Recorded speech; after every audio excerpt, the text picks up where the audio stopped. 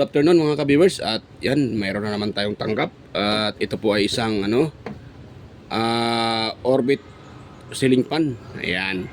So, yan, nila ng customer dito dahil ang reklamo ni customer ay naghahaming at hindi makaikot. So, ito ay na-open ko na pala mga ka-viewers. Kung nakita nyo. Yan, na-open ko na yan. Ayun. So, nung nakita ko siya ay, yun, ito. Yan, tigas niya ang tigas niyang ikutin. Actually, hindi nga maikot mga kaberso. You know? Ayaw maikot. Hindi nga magalaw ang shafting dahil tumigas. So, ito ang kanyang problema.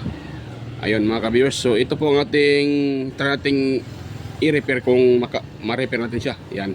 Pag ganito na nag-stack up, so wag na kayong magbutingting ng ibang-ibang dyan, kahit ano-ano. So ito nyo lang, dito lang kayo mag-focus sa kanyang bushing shafting. Ayan. Pero mamaya ititest din natin tong kanyang kapasitor kung buo pa. So ngayon, ang una natin gawin ay i-check up natin yung kung totoong buo pa yung pinaka fuse niya, dahil ito ay mayroong fuse eh. So check up natin yung kanyang pinaka thermal kung hindi ba nag-cut off dahil nga ay nag-stack up.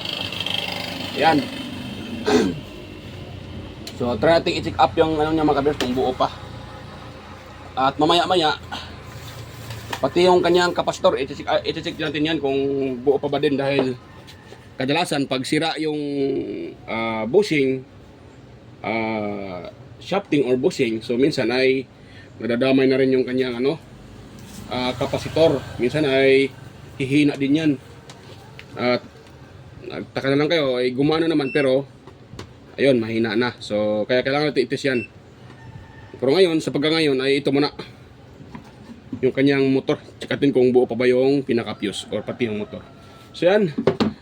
Bago pa tayo magpatuloy dito mga ka-viewers, sa mga baguhan pa lang dyan sa aking channel, huwag niyo pong kalimutang mag-subscribe mga ka-viewers. At pakipindot na rin yung notification bell at ilagay sa all para automatic ay ma-notify kayo kaagad sa mga video tuwing ako'y nag-upload. At huwag niyo rin kalimutang i-share sa iba yung ating video mga kabers. Ayan.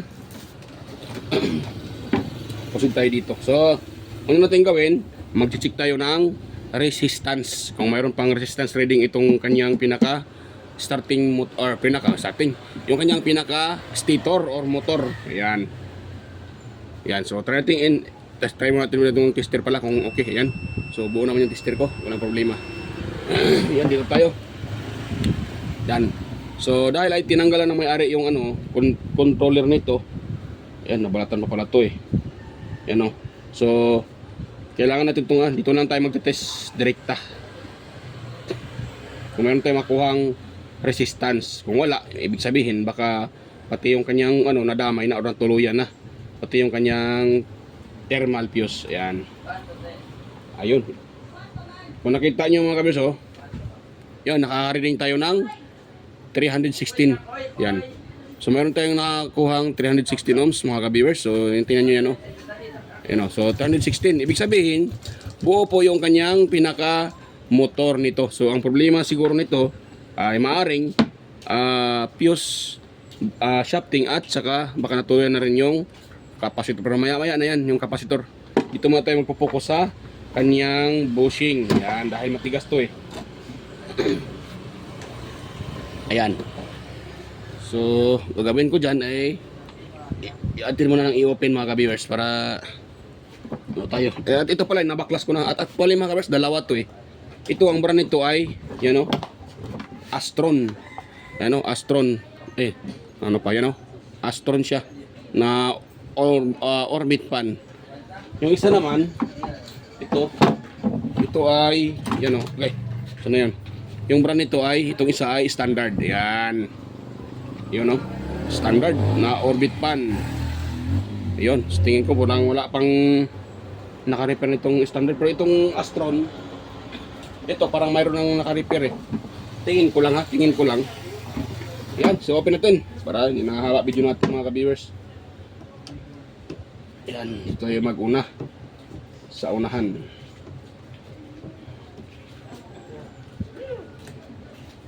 Yan natin ilagay sa baba. Tapos, ang isa ting gawin dito ay maglagay tayo ng tanda dito mga ka-viewers. Kung wala kayong pilot pin, depende na kung ano yung gamitin yung pang tanda diyan. Sana yung pilot pin ko nawala ata, pilot pin ko eh. Yun, nawala mga kabiyos yung pilot pin ko. Hindi ko na kung saan ko na ilagay. So, yan, ito na lang gagawin natin, oh. Lagayan lang tayo ng ang tawag dyan. Para pag sa ulit natin mamaya ay mayroon tayong palatandaan dito. So, ito na lang. Ito natin siya. Yan. So, hindi naman siya masyadong klaro. Yan, tanda lang yan para hindi tayo mahirapan maya ipagsauli natin. Yan, so dito tayo. Yan, sa kanyang pinaka motor. Yun. May natatanggal na nahatak na nakita nyo. Yan, may nahulog na tawag dito, spaghetti tube.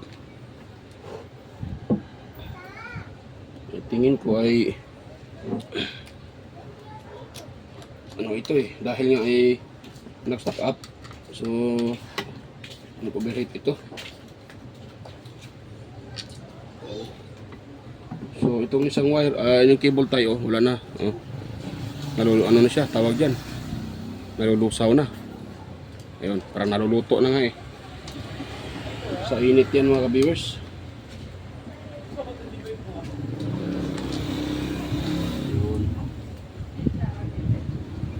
Yan. Nako po, daming ang daming alikabok. Yan open mo ng pagpagan. Ayun. So yun, nahatak.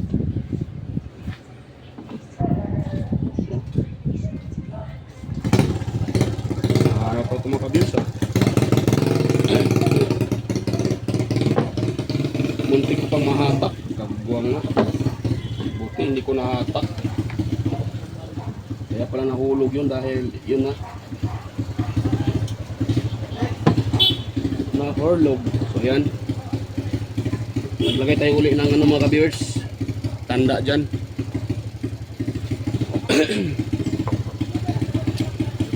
Dahil nawala yung pilot pin. Saan ko na ilagay yun. So dito tayo. Dito, yan, nagati ng tanda dito mga ka-viewers. Yan. Dito. Yan. So, meron tayong tanda dyan. Para mamaya sa uwi natin ay dito na. At ito ay kailangan nating dahan-dahanin dahil yun nga, muntik ko pang mahatak yung wire. Natanggal yung cable tie dahil sa init. Buti ay hindi ko na tuluyan, hindi ko na talaga. Buti nakita ko na wala ng cable tie. Muntik pa sanang tabla. Buti nakita ko. Yun.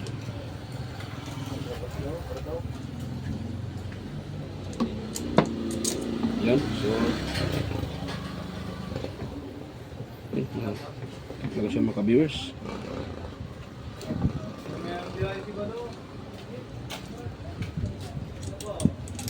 Yan.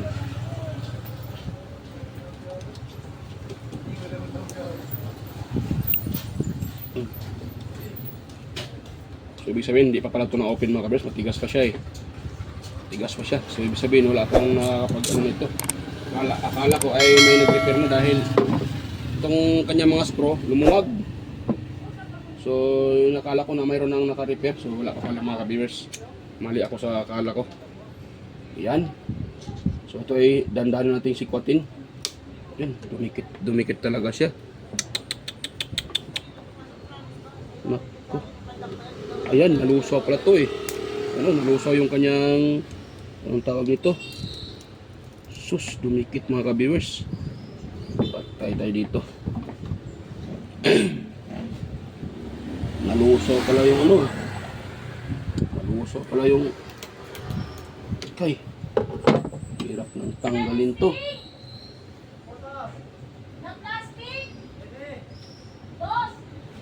Yun.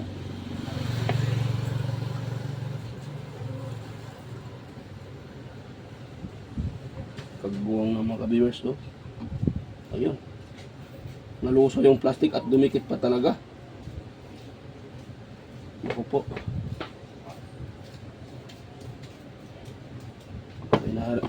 Parang pahirapan to ah.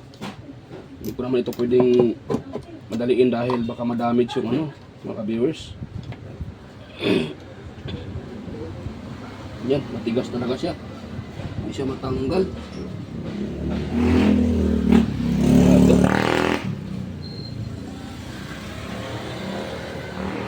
Naku po.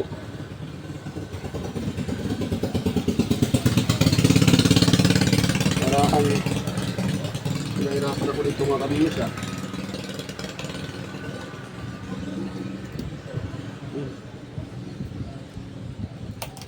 Yun, dumikit talaga yung ano. Dumikit talaga yung yan, windings. Hirap tong ganito. Dumikit yung ano.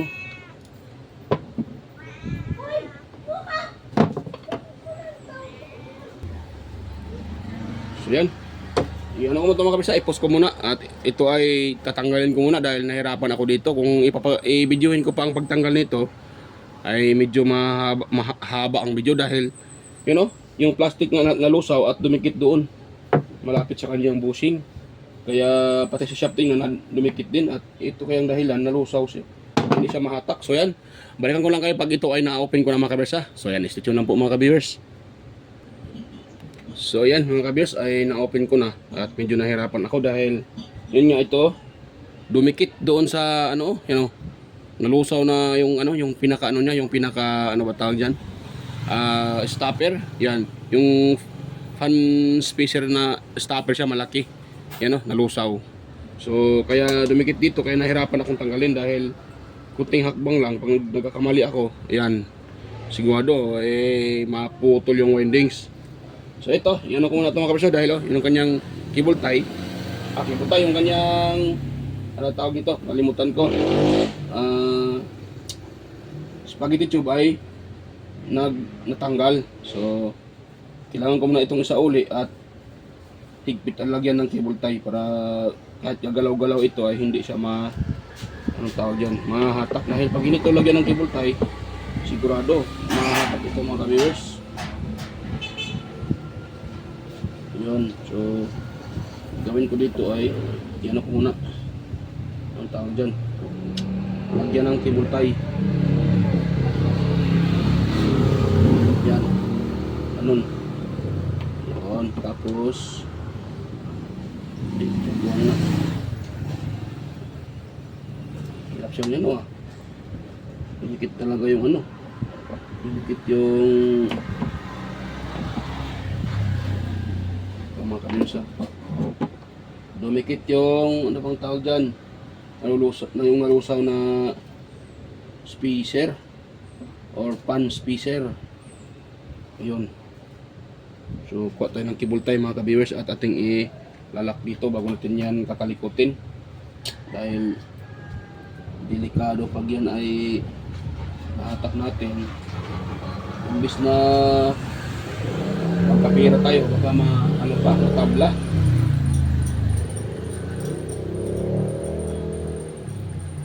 Yun.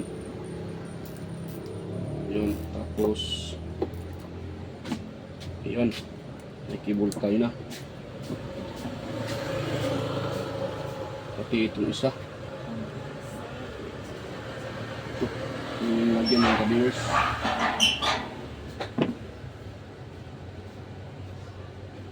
Yun. At kunting dahan-dahan lang sa paglagay ng cable tie. Baka hindi yun namalayan ay naputol na pala yung windings dahil nahatak nyo.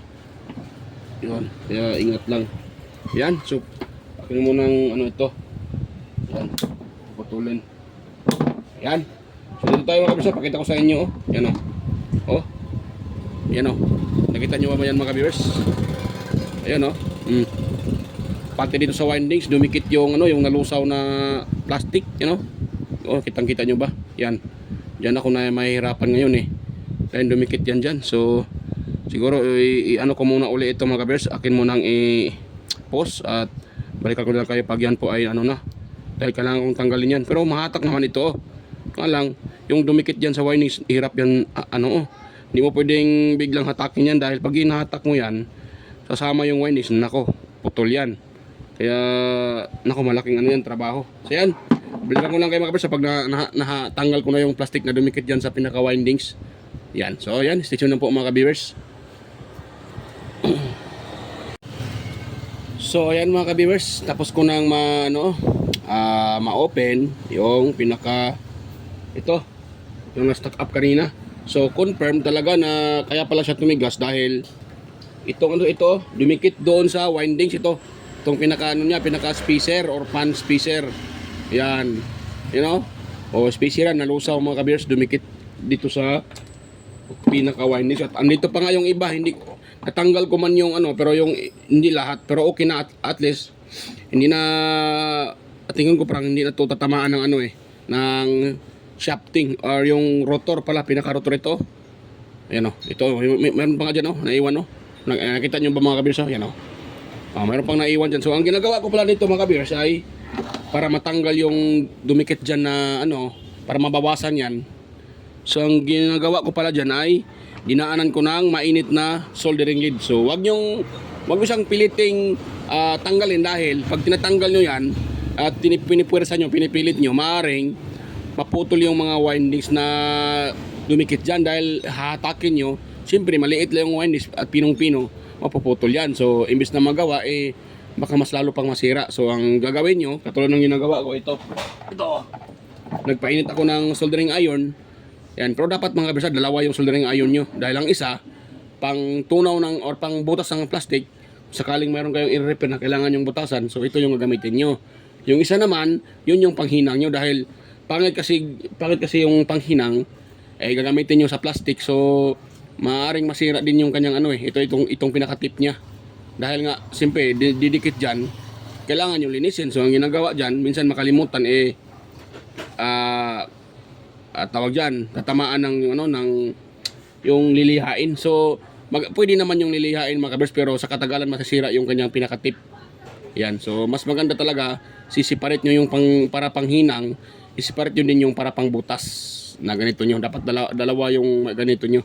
Yan, so ang ginagawa ko naman ito na pinapainit ko ito at yan po ang dinidiin ko dyan para matanggal nga yung na dumidikit na itong plastic na to.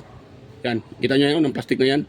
So tingin ko, hindi na siguro tatamaan yan sa rotor.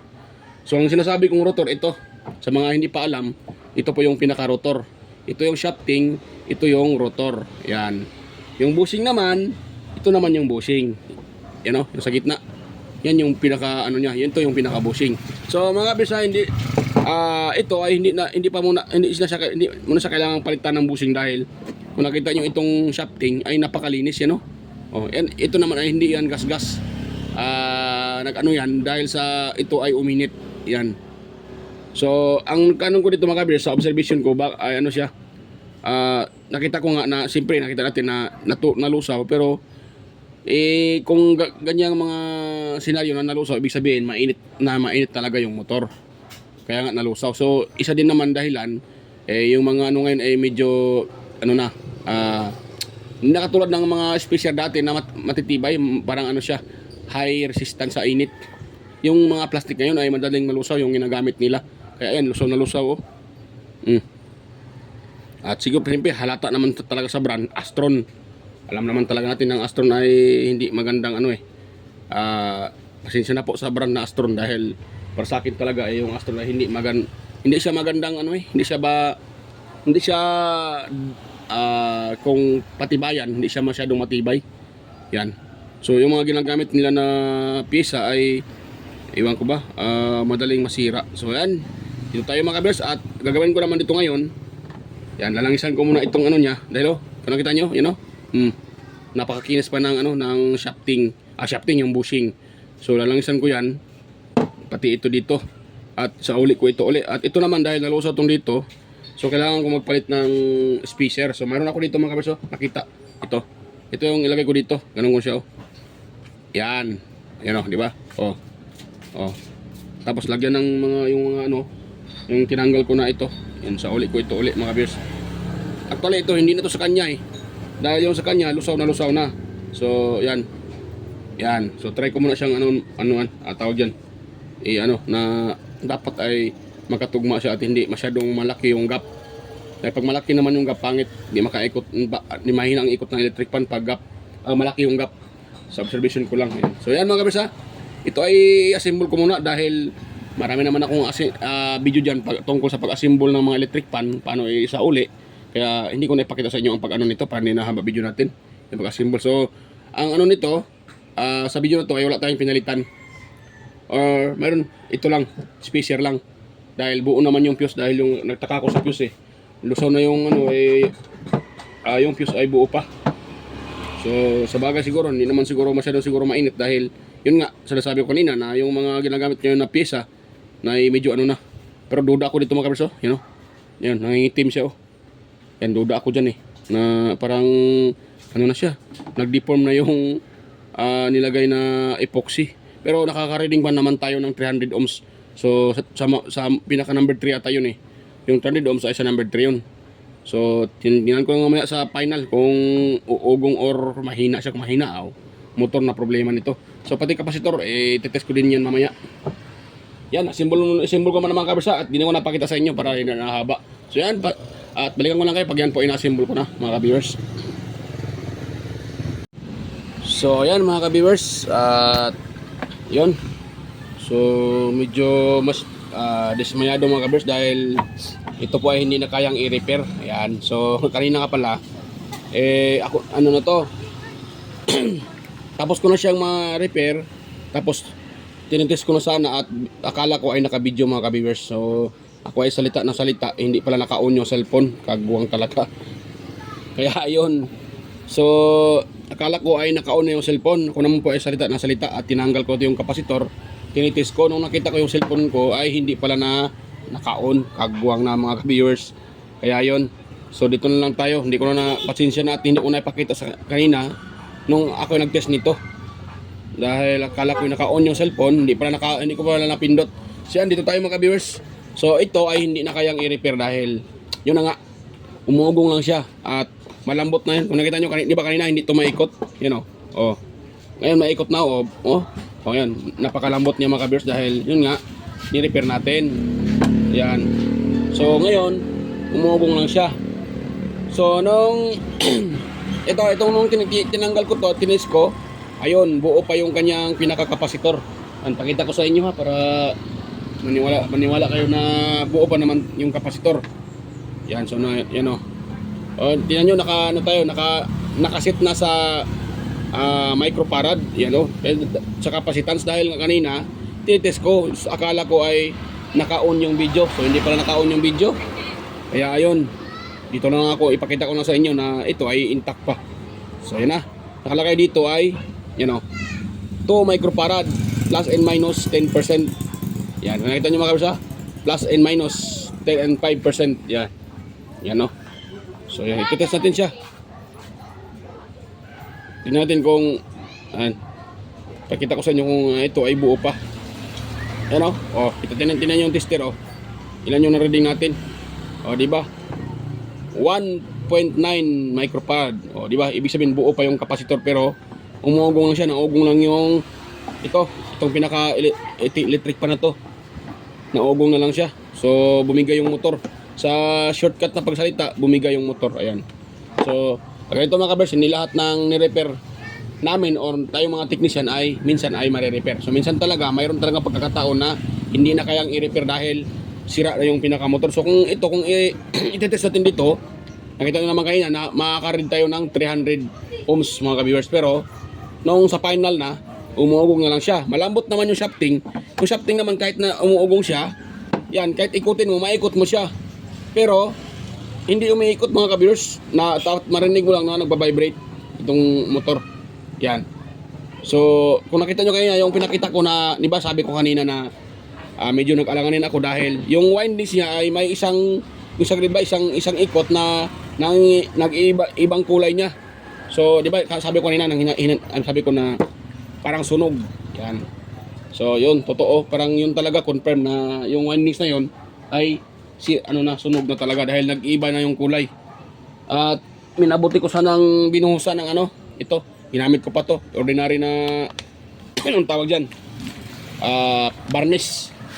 Binuhusan ko ng varnish pero hindi talaga siya na hindi siya na mga ka-viewers. So, yun. So, ito ay na ako dito. Surrender na ako dito. So, mayroon pa namang isa. Ayun. Yung isa ito. Yan. Magkasama lang yan. Isa lang may-ari. So, ito, hindi na. Baka yun lang ang ma-repair ko. Dahil, obvious naman talaga. Tinan nyo. Ang brand. Astron. So, yan. Ayun Astron. So, minsan talaga ay pag ganito kasi yung Astron, yung motor nito ay aluminum siya mga ka-viewers, hindi siya tanso. Yung kiniskis ko kanina siya mga ka-viewers, aluminum, hindi siya tanso. So wala na to. Yan. So ito, i-repair ko pero hindi na isama sa video dahil mahaba na tong video mga ka-viewers. So ganun talaga mga ka-viewers. Minsan talaga sa repair ay hindi natin inasahan na yung nire-repair natin ay yun pala ay hindi na kayang i-repair. Ayan, kahit anong gawin man nating best natin na i-repair siya, pero may pagkakataon talaga na hindi na siya kayang i-repair. At tulad nito, yung na yan, yung ito, tulad nito. So hindi na siya kayang i-repair dahil sira na. So wala tayong magagawa at wala akong magagawa dito dahil sira naman. Wala naman akong motor na kaparehon nito. Marami akong dito motor pero motor ng stand pan, yung hindi ganito. Ito kasi orbit pan. So wala akong magawa mga ka-viewers. Kundi at isa pa, hindi ko pa na kausap yung may-ari kung ito ipaparepair pa ba niya. Kung gusto niya ipaparepair ito, so baka magkaroon ito ng ibang part. Yan. Kung gusto niyang palitan ng motor, walang problema, maghanap ako ng motor para isalpak dito. So ayan mga ka-viewers. Yan, bago pa tayo magtapos, pala, mega loud shoutout sa inyo mga ka-viewers. Yan. Mega loud shoutout sa mga silent viewers dyan, organic viewers. Yan. Mega loud shoutout. Yan. At mega loud shoutout pala kay Lods CB21 Vlogs. Ayan. Mega loud shoutout sa Lods CB21 Vlogs. At sa mga palaging nagko-comment na sina Sir John Santiano, mega loud shoutout Sir John. Sir Randy Trinidad. Ayan. Sir Alex Paroni. Sir Florindo Isidro.